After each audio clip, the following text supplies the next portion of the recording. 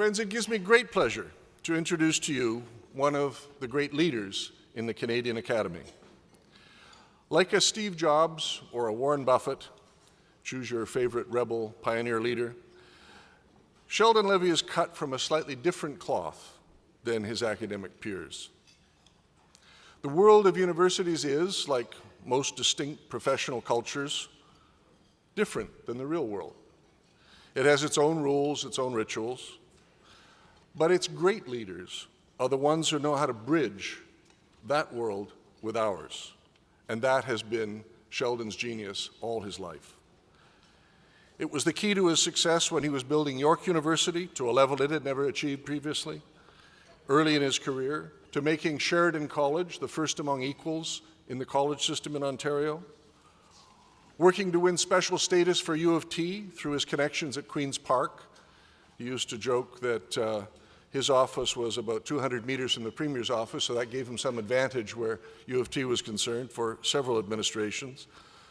Sheldon has always had the strategic vision to see what donors and politicians and the bureaucracy, and as he describes them, his shareholders, his students and future alums need, and to match their requirements to the requirements of excellence in education. His career capper has been Ryerson.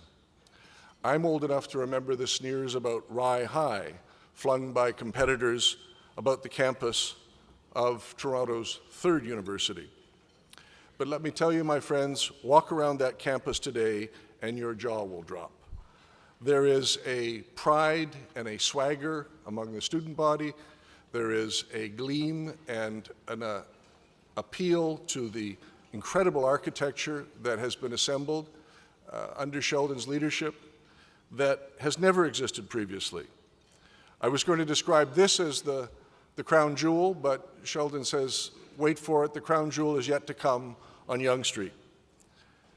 I won't steal Sheldon's thunder by describing his vision of the future for Ryerson and Canadian education, but let me simply close with this thought. It took the creativity and ability to bridge different worlds that Sheldon is so expert at to turn a building that was our beloved Maple Leaf Gardens for those of us of my generation for most of our lives, and then a ghost town for a decade, into this magnificent facility.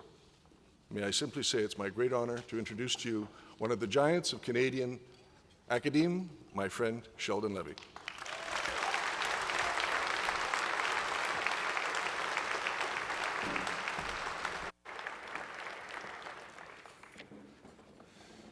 Well, Robin, thank you for that kind introduction, and given the recognition of this great place, it's just appropriate for me to say that we had a great partner in Loblaws and the Weston family, and Jane Marshall is here, and we said the house that our organizations built together. But ladies and gentlemen, I'd like to thank you so much in the Empire Club for inviting me to speak with you today. And I'd also like to thank you for agreeing to host this event in our new Mattamy Athletic Centre at the Gardens. And it's great for me that Peter Gilgan is here, who, of course, gave us that name of that centre. So again, Peter, thank you very, very much.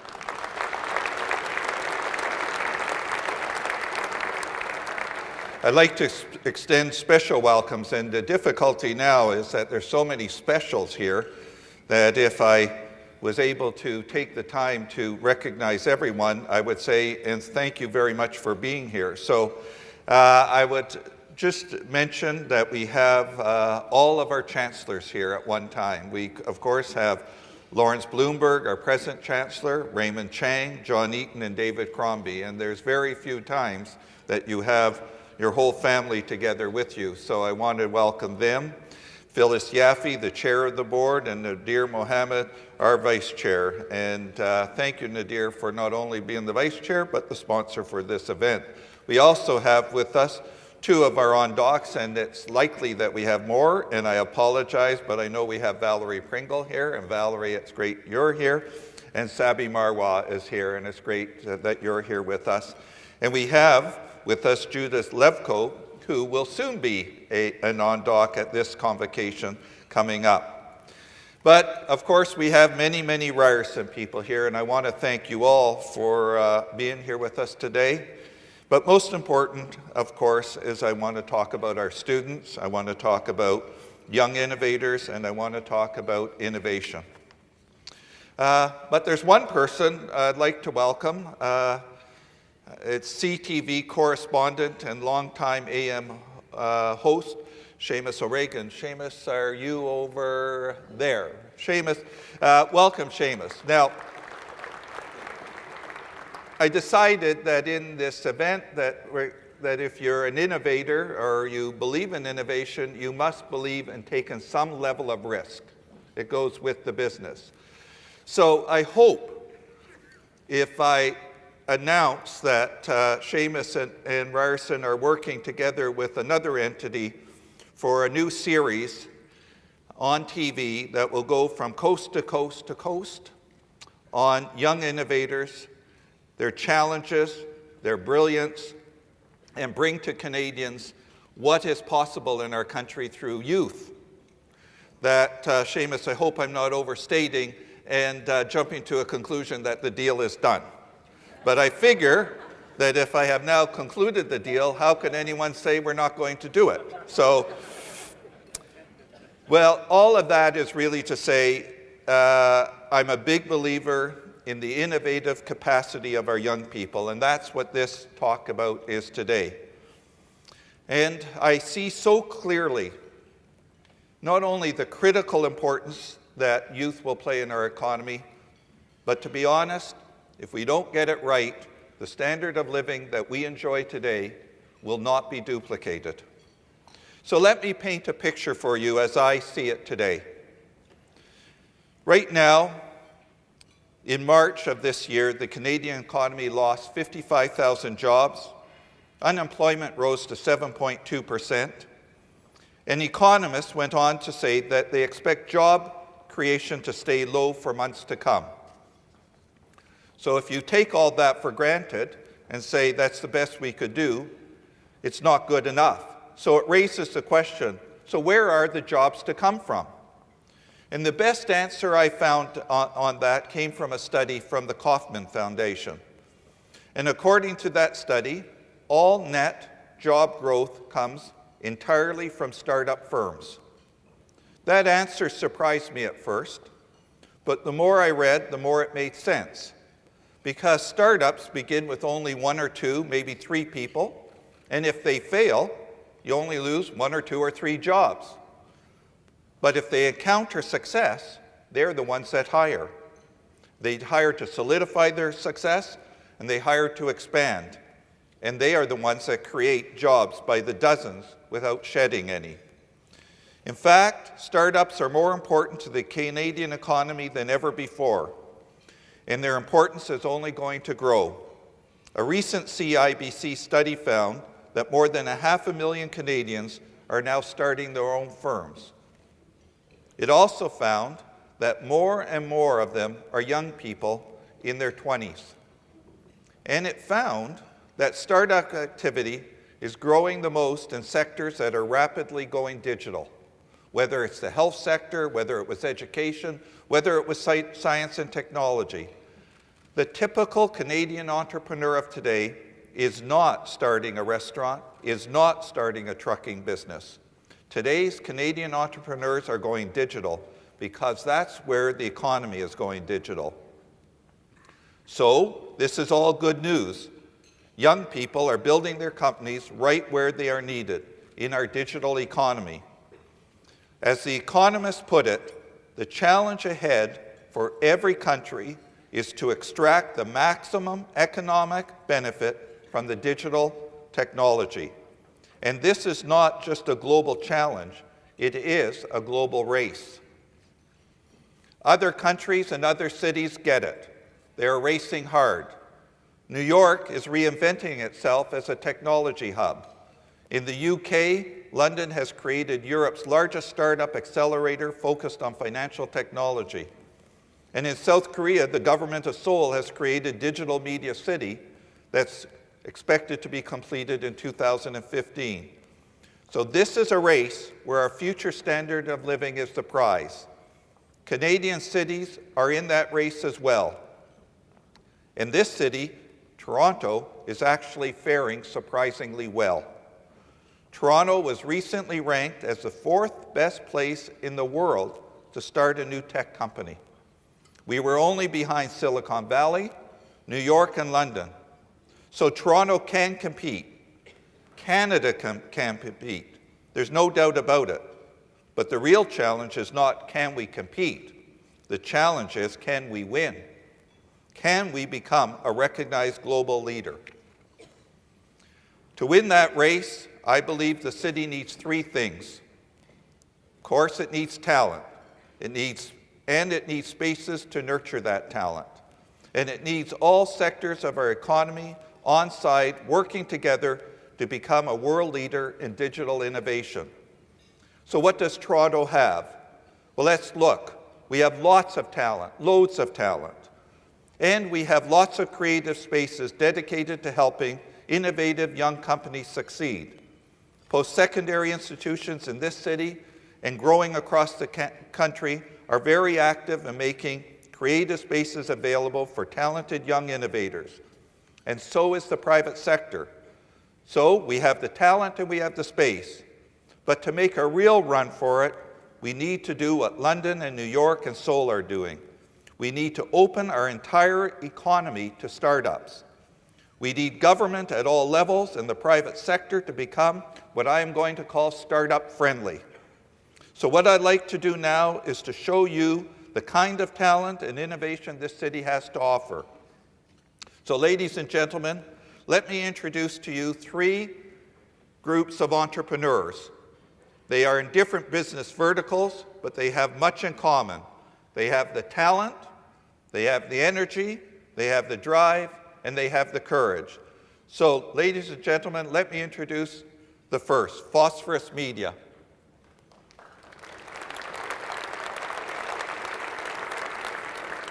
Our first guest is 25-year-old graduate of Ryerson's Radio Television Arts program. During his studies, he found his own interactive media company, Phosphorus Media, and today he is quickly gaining a reputation across North America as a truly innovative problem solver. Ladies and gentlemen, please welcome Jonathan Ingham. Thank you, Sheldon. Good afternoon, everybody. It's so nice to see familiar faces. Doug Wilson, President and CEO of Sony Canada, thank you very much for coming today. I just want to start with a very quick story of how I started Phosphorus Media. I started Phosphorus in part to a very successful bet. When I was in university, I was convinced that one day Virgin Radio would be a dominant brand here in Canada. I want to bring it. So, at the beginning, I bought virginradio.ca, the domain name, and soon I started streaming Virgin Radio UK through that site. 2 years later, I found out that Astral Media acquired the rights for the Virgin brand in Canada. They got in touch with me, and we did the deal for the domain name. Virgin Radio, like you all know, I'm sure, is a dominant brand in Canada. So the proceeds from that actually provided me with my original seed money for what Phosphorus is today. At Phosphorus Media, we have a knack for creating very cool little utilities and interactive media that enhance not only and engage the customer experience. Our products intentionally blur the line between the transfer of information and entertainment. Some are really, really complex, and some are quite simple. While I was in school, I was messing around with interactive technologies, interactive floors, walls, storefront windows, just to give some context of what it was all about. Create a couple demo videos and then a website, and sure enough, I got a call. I was contracted to go down to New York by L'Oreal, a $25 billion global cosmetic company who is celebrating their 100-year anniversary with a new product launch. What they want to do is essentially create an interactive runway for a massive publicity event. Essentially, the runway moved and manipulated as models walked down this runway. The job was absolutely massive pressure. L'Oreal said to me that if this doesn't work, you're never working with L'Oreal again. If this does work, then we're going to take this on a series of hair and beauty trade shows throughout the US. So after 2 days of long hours. We got it to work, and nonetheless, they ended up touring across a series of hair and beauty trade shows, and here are a couple of images of what it looked like. They absolutely loved it, and apparently L'Oreal still talks about this interactive runway even to this day. The next job I want to talk to you about is something, an interesting little application that we did for Matrix, which is actually a brand underneath L'Oreal. What they want to do is create something for their trade show environment. As we all know, trade shows are highly competitive, and everybody wants eyeballs and attention in their booth. They knew they wanted a touchscreen, but they weren't sure what they actually wanted. So our goal and our job was to come up with the content and with the interface. So let me just show you what that looked like very quickly. This is what we developed for them, what we called the Matrix Looks Cloud, where essentially users could come up to this touchscreen and navigate this 3D space with their finger. Profile shots or hairstyles would seemingly come out of nowhere, come into focus, and users could touch a hairstyle that they liked, and they could learn how to achieve that hairstyle and with what products were used. So it was a bit of a novelty application, but the app had one very specific goal. If you were in another trade show booth or you were 300 feet away and you saw somebody playing with this, you'd be compelled to go over and take a look at it. And that's exactly what happened. Matrix absolutely loved this application, specifically because it was exactly on brand with what they were trying to do. Innovative products, innovative technology, and this screen basically echoed what they were all about. This application toured through a series of hair and beauty trade shows in the States as well, and was a major focus at their St. Louis trade show booth. Apparently, St. Louis is a big deal for hair. I'm not too sure, but anyway. Another job that I want to talk to you about very quickly is a recent one we did for better connecting conference speakers with live audiences. Our client was Yahoo, the internet pioneer based out of California. Yahoo was holding their global sales conference in Las Vegas, and this was very interesting because this was their first time their new CEO, Marissa Mayer, was speaking in front of her global sales team of 1,400 people. What she wanted to do is make the Yahoo presentation as interactive as possible. So here's what we did. We created a mobile application where everybody downloaded it in advance of the conference. And essentially, the speakers on stage could pose a series of questions to the audience, and they could vote either A, B, or C on that question. Results were tabulated and displayed in real time on these large projection screens, and essentially these dots would animate in to represent people's votes. What they liked about it is that they could then discuss what the answers were, and more importantly, they could see how their actual sales team is responding to these answers. So it was some great insight and analytics on what the sales team was thinking. A secondary little component was this Ask a Question feature, where throughout the entire presentation, at any point, people could submit this form, it would come to us backstage, and we would push it to downstage monitors that was facing the speaker. So at any time, for example, the CEO, Marissa Mayer, when she was speaking, real-time relevant questions were coming up on these monitors. And more often than not, than when they were speaking, she would stop and say, you know what, we got a great question for Jeff. He wants to know where the future of search is going, or whatever it may be. And she took it right there on the spot. And this was very interesting because it was kind of providing that one-on-one interaction with a massive room. Obviously, she had a lot of questions, and not all could be answered during that time.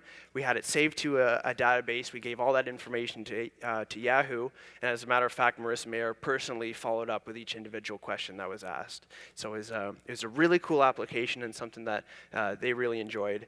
It was a small component in terms of cost of the conference, but it ended up having, if you can believe, one of the biggest impacts, which was a real excitement for us. I know, it's absolutely crazy. How on earth does a small company in Toronto get a job with Yahoo, who has hundreds of mobile engineers? Who would have thought? I certainly would have. I think the answer is we are nimble, fast, low cost, focused, and we are technically proficient. The last job I want to show you very quickly is something that we actually did here in Toronto for a condo developer. Like most developers, they have a very specific goal of letting the audience or the customer know what their house is going to look like. Our task was to come up with an application to show them what it's going to feel like. So what we did is create what we called a sales maximization tool, where users could come up to this touchscreen, and beside this screen there was a series of samples and swatches. They could pick it up, they could feel the marble or the countertops, come to the screen, select, say, kitchen or bathroom, and they could start to see and feel what their kitchen was going to look like in these various upgrades. So as you can see from like the dark brown to the white, it dramatically changes the look and feel of the room. And for a lot of developers, the sale of upgrades is a big deal for them. And if people can have the tool to make confident decisions, they are more willing to open up their pocket and make those purchases. For us, and for the developer, seeing is believing. And if you give them the confidence to really feel and understand what they're getting, they will do so. So I know that was a race through 4 very interesting, very different projects with some interesting company names. Sheldon kindly asked me to speak today because he has a keen interest in a young entrepreneur's foray into business. He also has been fascinated in the fact that I've had great success in the States and fairly slow acceptance here in Canada. So my pitch to you is simple, because I'm not going to miss this opportunity. My name is Jonathan Ingham. Our company is Phosphorus Media. Please come and see what a young, ambitious Canadian can do for you. I can make interactive digital media work for you, your business, your institution, your government. Simply put, come and see what digital can do for you. Thank you.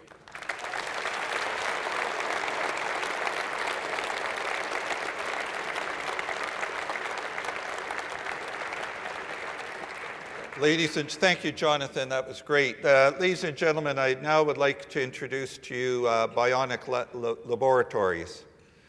I first met our next 2 guests 3 years ago. They came to my office after winning an engineering event in Ontario and showed me what was a class project.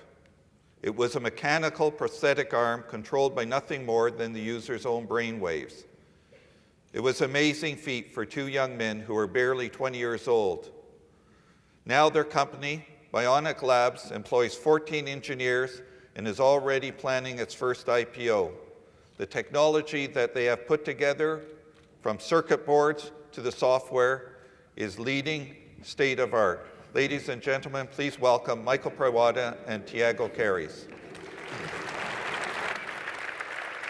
Thank you very much. Thank you. Hello.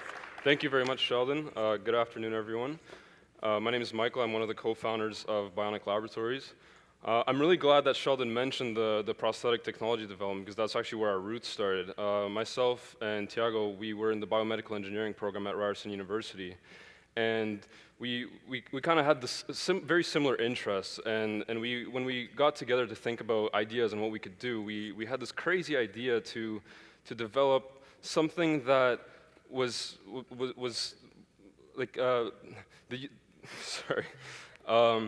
the U.S. had spent over $80 million developing a very similar technology, and 2 young guys out of university.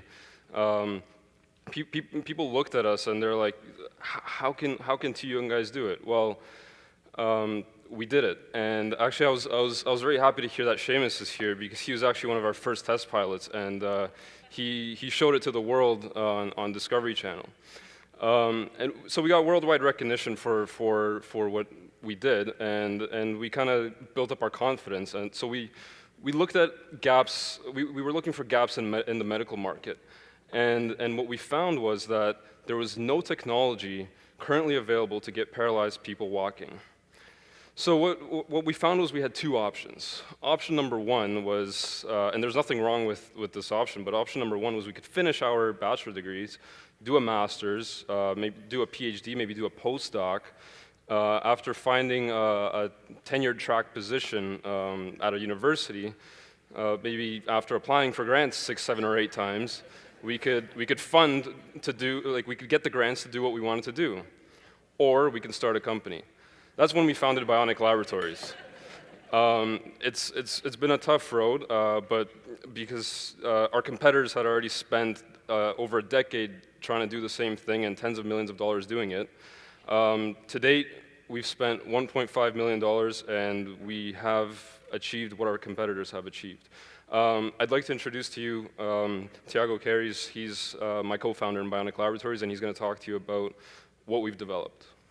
Thank you, Sheldon. Thank you, Michael. So Michael talked about rehabilitation in spinal cord injury, which is basically the device that I have here.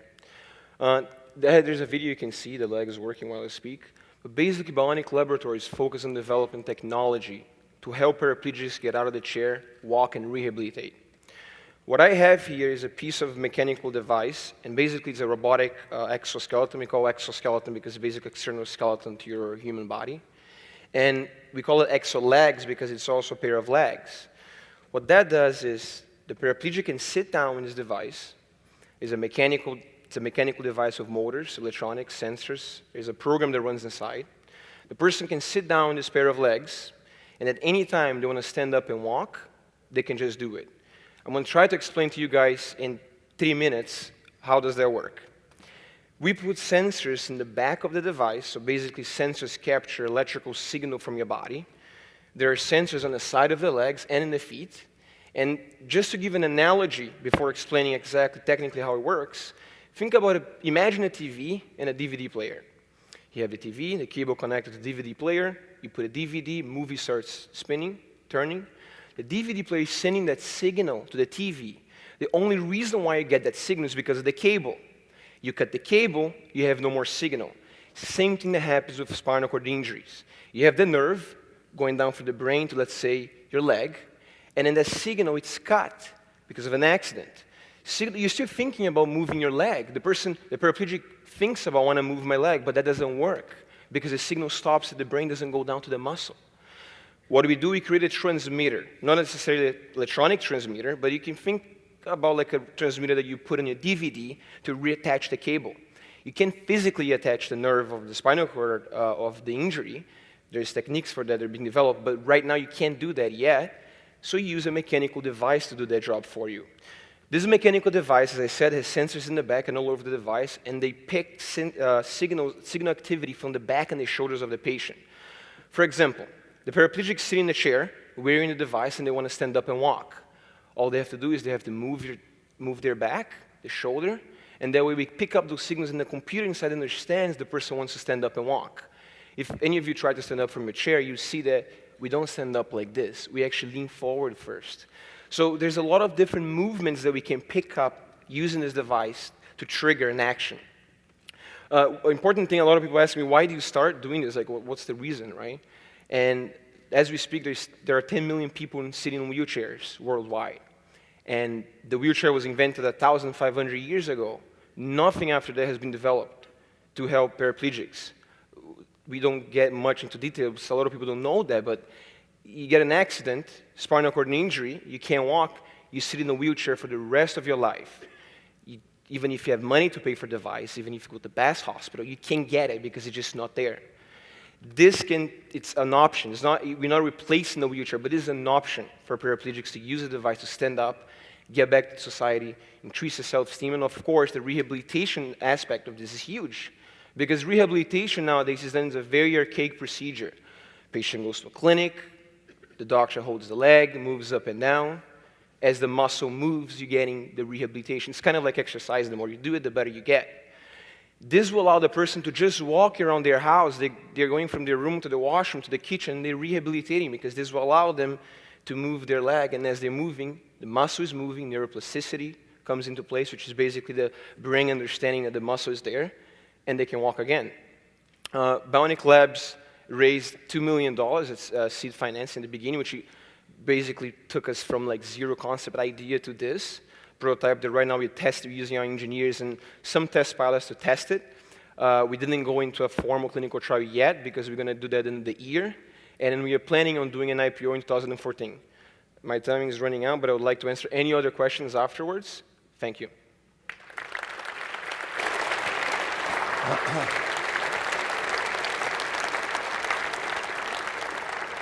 Our last guest is a 33-year-old Ryerson graduate who is a faculty member now. He has more than 18 publications and patents to his name.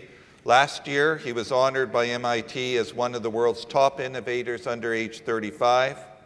The Smithsonian also ranked him as one of the top 6 innovators to watch for 2013. Most recently, Forrester Research highlighted his technology as a platform to build intelligent mobile applications. And today, he is going to present that technology right now. So please welcome the founder of Flybits, Hossein Rahnama.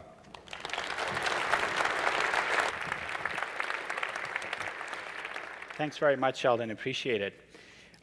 If you think about how you're using your mobile devices these days, it's very similar to how you use your stationary machines, such as laptops and desktops.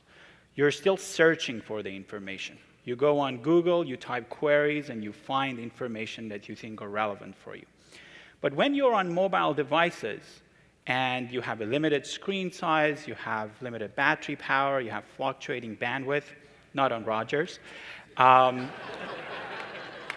you want the information to be there when you need it. You don't want to search for it. Based on who you are, where you are, and all the contextual information around you, you want the information to show up, you click on it, and it's there for you.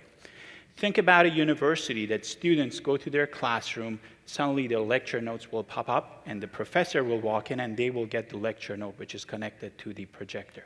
Think about a hospital that the same application can navigate a patient or a doctor to where they are supposed to go and connect them to their doctor.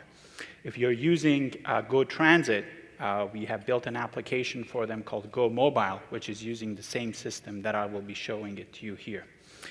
Now, in order to make that happen, a lot of companies out there are imposing infrastructure and proprietary hardware installation to be able to create these smart spaces. What we have done at Flybits, we have created a software as a service platform that you can basically select anywhere in the world, rely on the operator's networks there, and turn buildings, rooms, airports, train stations smart using a visual interface without any coding or any particular hardware deployment. So what I would like to show you now is that on the right-hand side, you see a browser-based management console that can allow you to map the world. And on the right-hand side, you see the experience of a mobile user. It's very simple to select the mapping engine, choose a building or a location that you're interested in, and start building a zone around the area that you're interested in. Now, zones in the context of Flybits are geofences that are associated with rules, logics, and semantics. So when you bring a mobile device in their proximity, your phone will understand how to behave. It will know this is an airport, I should behave this way, or this is a hospital, I should adapt accordingly. Now, what my colleagues are doing now on the backstage is that they are building a zone on top of where we are, and we are going to turn this building and this event into a smarter and more context-aware environment. And for those of you who have downloaded Flybits, you can actually interact with my colleagues on the backstage. So what my colleague just did, he created a zone called the Empire Club of Canada Zone. It suddenly popped up on my screen. So think about this as an app store. But it's a decentralized app store, which is allowing this building to act as a centralized repository and give applications and services which is relevant to people. So what I'm going to do now, I'm going to connect to the zone. Immediately there, it shows me that there are 14 people connected to the zone at the moment with their phone, how many views we have had, and by clicking on that, we will be able to see those of you who are connected. Now, I don't have any particular deployment here. It's just relying on our Wi-Fi network and other telco operators' network. Now, let's say I want to send a video or audio or a CAD drawing or a database file to all of you here in the audience. All we got to do is to select from a template that we have created, choose the template that we are interested in, drag and drop it to this location, and it will suddenly pop up on all of your screens. So in this case, you're dragging and dropping a video, searching a media repository. In this case, we are choosing a video from an Empire Club of Canada. I'm actually receiving a message from someone, from Harlan Nelson, that this is very cool. Thank you. And now what happens is, by publishing that service, it will immediately show up on my screen on the left-hand side. So if you look at the iPad is there, I click on it, the video will run right away. And by playing on it, by clicking on play, I will start capturing on who's watching this video, how many views that I've had, what are the demography of the people that are watching that, and I will capture that right away in real time based on the protocol that we have created. So those are the data that you can capture from that. Now, you can do the same thing with any data structure. For example, a web page. All I got to do, drag and drop a web page, point it to a URL, select an area of the picture, and again, push it to people in the audience. All right, so now paste it and publish the service, and again, it should show up on my screen. So again, if you look at the iPad, it's there. If I click on it, it shows up. Now, think about the paradigm shift here. I'm not searching.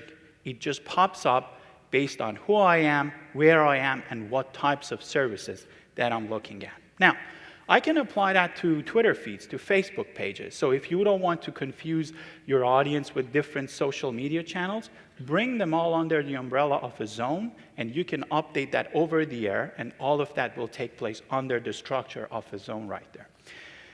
Let's say you want to associate timestamps to these services. Think about a mall that they want a promotion to go live within a particular time to a certain group of people. All they do, they associate a timestamp to one of the services, and they'll say probably this promotion is valid from this time to this time.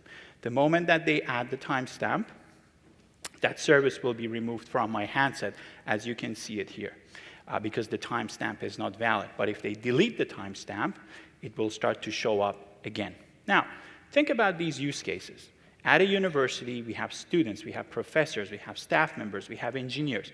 We want all of them to have one app, but when they come to the campus, all of them should get the relevant apps and services on their handset. All you got to do is to associate roles and identities to your zone, which you own, so think about as a real estate. You can add people from a social network, such as Facebook or LinkedIn or your enterprise social network, add them to your role, and then based on the role, which could be a self-identification from the phone or managed by the zone owner, each person will get the most relevant application on their device. So in this case, my colleagues can add me to one of the roles, which I'm not part of. You'll see that it will be removed from my handset. They will add me back to that role, and it will pop up on my screen again. So now they add me to a role that I'm not part of. Now they added me again, and it shows up again. Another component that we are focusing a lot on is on business intelligence and analytics generation. So if these zones that I show you can act as analytics vacuums that you can deploy anywhere in the world, you can actually monitor what's happening. If you look on the right, you can capture all sort of analytics in terms of what's happening in these areas in real time. How many people are connected, what types of services is being used most, what demography is looking, what type of services and their preferences, and they are all real time. So just to see how responsive it is, if you look at that pie chart there, I can click on it, and that value will get incremented in real time with no delay. Now imagine that you can deploy all of these across the world, so each shop, each store, each brand, or even each house can have a zone that can allow these geographical spaces to communicate with each other. This is the same type of an application that we are working with our friends at the City of Ottawa to turn Ottawa into a smart city. We are working with our folks at Metrolinx to make intelligent transport systems and context-aware transit in Ontario a pioneer in the field. We are working with a partner in Japan, in Tokyo, to turn Tokyo into a smart city, so when people walk around, they can discover things that are most relevant to them. And one of the recent projects that we just secured is actually with a telco in Europe, is for the Premier Football Club in England. So when fans go to a football club, they can actually interact with the game, they can look at different camera feeds, they can share things with each other, and it's a recent project that we started recently.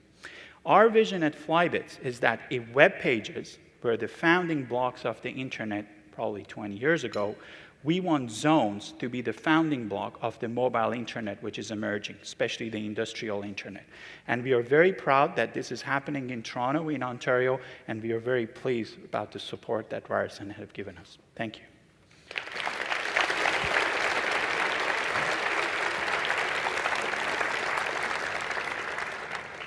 So Hussein described one application, and it's for a soccer game. And as I understand it, if I've got it right, that at a certain point, the fans at the soccer match hold up their phones, and then what's sent to their phones is cheers for that team or something of that.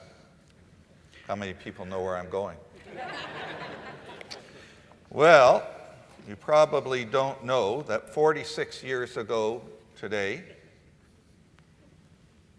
there was a celebration in Toronto. This was the celebration of the Leafs' last Stanley Cup win. 46 years ago today, less 1 week, somewhere below us, the Leafs had won the Stanley Cup. So rather than talking about soccer matches, I wonder if there's something that we could do that is more relevant to this building and today's game that the Leafs will be playing. Sure. So what we can do to cheer the Leafs for tonight, I can ask my colleagues to drag and drop a Go Leafs Go chant to the crowd. If you have the app, you can have it on, and we can all chant for the Leafs. All you got to do is to connect to the Empire Club of Canada zone. I can make it auto-run, so it runs automatically on your system, but because we value your privacy, we want you to click on it. And whenever you're ready, that video should have been shown up on your phone. Let's just click on it together. Are you all ready? 1, 2, 3.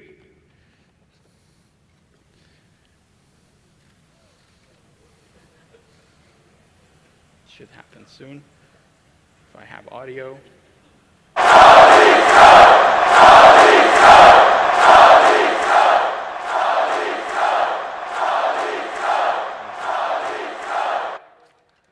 Thank you.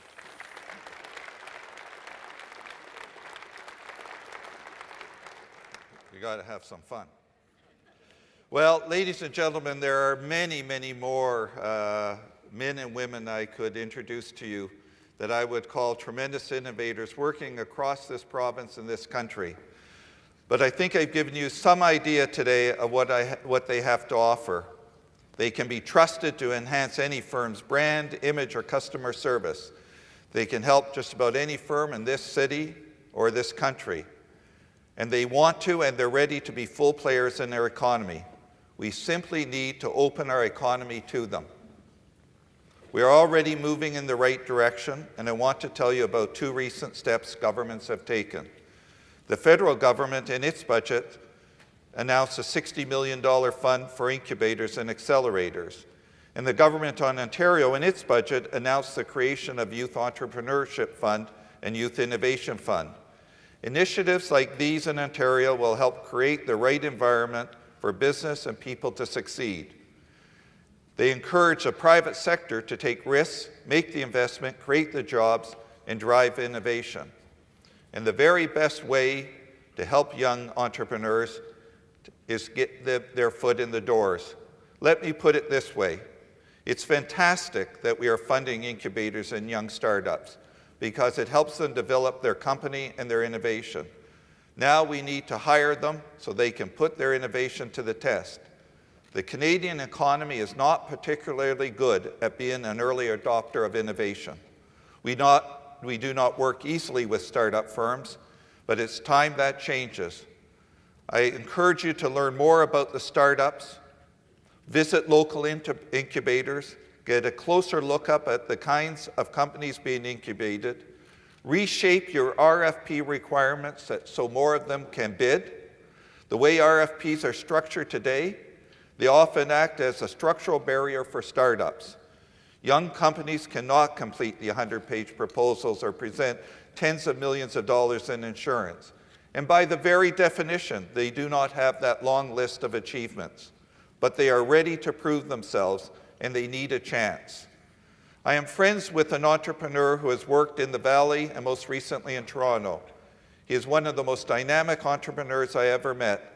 And he tells me that when he's in the Valley, he can get a meeting with a decision maker within 48 hours.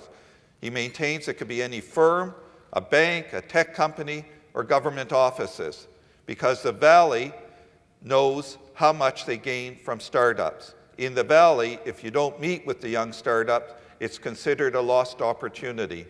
But in Toronto, he says, you're going to be lucky to get a meeting, and if you get one, it's 6 to 8 weeks at best. And that goes probably true for any city in Canada. So that's the gap we have to close, from 8 weeks to 48 hours. You heard these young entrepreneurs tell you about their businesses. You heard their clients.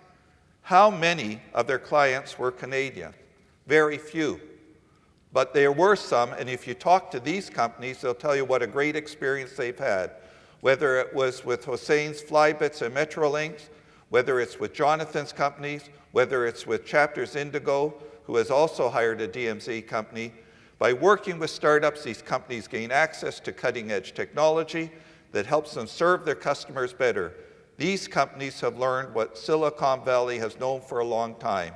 They learned that waiting 8 weeks is lost opportunity. 20 years ago, even as little as 10, sustainability was not part of our business values. Offices didn't recycle paper.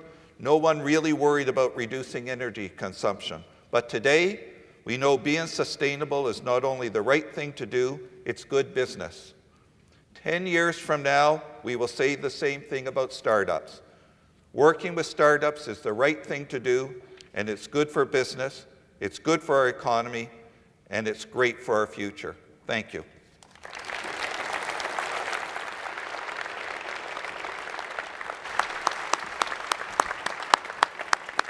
I'd like to call on my friend MJ Perry to thank the man who made all of this possible. MJ?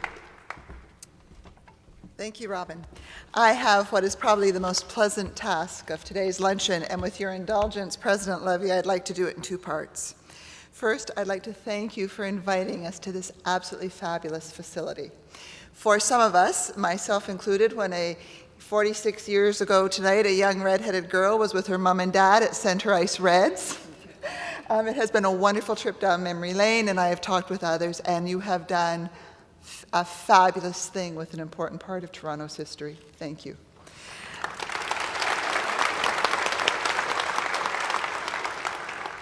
I would also like to thank you for introducing us to some innovative ideas and some wonderful people and helping us see a way into the future. Today I have learned about how we can better express ourselves and make who we are known through toys and games and digital wonderful things that are fun. I have seen hope for people who thought their lives were changed for the worse forever. And I have also found a way that I can support my Glasgow Rangers from afar. My father was an entrepreneur who said he was a success only because one person believed in him sufficiently to give him funding and to support him psychologically while he built his business.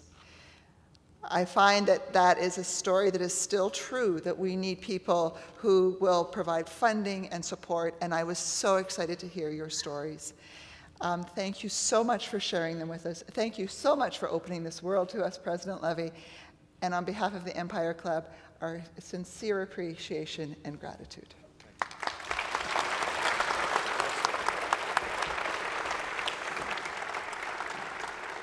You know, some people sometimes observe that this organization and this function is a relic of the 19th century, a group of people getting together to hear a speaker at lunch. But I think today maybe we took it into the 21st century a little. It was a great afternoon, and we're very grateful to Sheldon and Ryerson for making it possible. We have some more interesting events coming up. If I may say just before we adjourn that next Monday, Andy Byford, the new CEO of the TTC, who's doing a fabulous job there, is going to join us for a speech at the Royal York Hotel. I think that will be a fascinating event. On Wednesday, the 29th, we're going to have a panel on venture capital, also at the Royal York, with some very interesting participants. Details on our website. On the 5th of June, Stephen Bishar, the governor of Kentucky, will address us, who's one of America's more interesting governors, I'm told, at the Arcadian Court. And on the 20th of June, we're going to have His Eminence Thomas Cardinal Collins being interviewed by Anna Maria Tremonti at the Canadian Room of the Royal York. May I once again thank Rogers, our very cooperative sponsor. They've done a lot of great things with us together this year. We're very grateful, Nadir, for your support. The Office of the Vice President, Research and Innovation for sponsoring our student table this afternoon. The National Post, our print media sponsor. This meeting was carried and aired on Rogers TV, and we're grateful to them for their ongoing support. We're on Twitter and Facebook, and now on Flybits, I hope. And if you provided us with an email address, you'll be getting an email this afternoon from Sheldon Levy with contact information for these entrepreneurs who presented today. Thank you all for coming. This meeting is adjourned.